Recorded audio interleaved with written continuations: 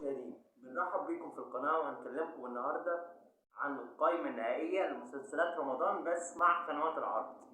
احنا اتكلمنا لكم عن القائمة النهائية لمسلسلات رمضان بس دلوقتي هنقول مع قنوات العرض. أولا هنبدأ بام بي سي مصر. ام بي سي مصر هتعرض ايه؟ هتعرض الأجهر بتاع عمرو سعد، المداح 3. تعرض طبعا الهرش السبعة بتاع أمينة خليل، تغيير وجوه منة شلبي، رشيد بتاع محمد ممدوح، اللعبة الجزء الثالث.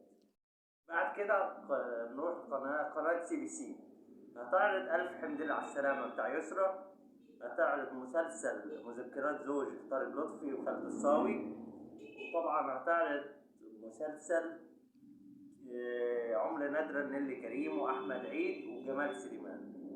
بعد كده معانا قناة الحياة الحمراء، هتعرض سر الباكع بتاع خالد يوسف، هتعرض علاقة مشروعة حضرة العمدة الإمام الشافعي، طبعا هتعرض مسلسل جميلة بتاع ريهام حجاج.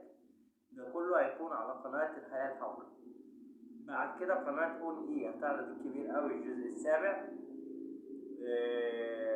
هتعرض الكتيبة 101 ضرب نار ياسمين عبد العزيز واحمد العوضي، هتعرض جميلة، وهتعرض برضه سر الباكع بتاع خالد يوسف متكرر. فمعانا قناة دي ام سي. قناة دي ام سي هتفاجئكم، هتعرض جعفر العمدة، هتعرض سوق الكانتو لأمير كرارة، جعفر العمدة لمحمد رمضان، تحت الوصاية منى زكي، الإمام الشافعي، علاقة مشروعة لياسر جلال، هتعرض السفارة لأحمد أمين. بعد كده معانا آخر قناة معانا وهي قناة النهار. قناة النهار هتعرض مسلسل جات سليمة لدنيا سمير غانم، وهتعرض طبعا مسلسل تلت التلاتة لغادة عبد الرازق ورمضان كريم الجزء الثاني، وستهم لروجينا وبابا المجال لمصطفى شعبان.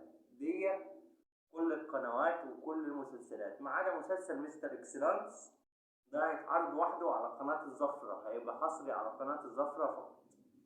ده كل القنوات مسلسلات رمضان وقنوات العرض بتاعتها. لو عجبكم الفيديو لايك واشتراك في القناة وفعلوا زر الجرس، اسم القناة منوعات مع بوليس. شكرا.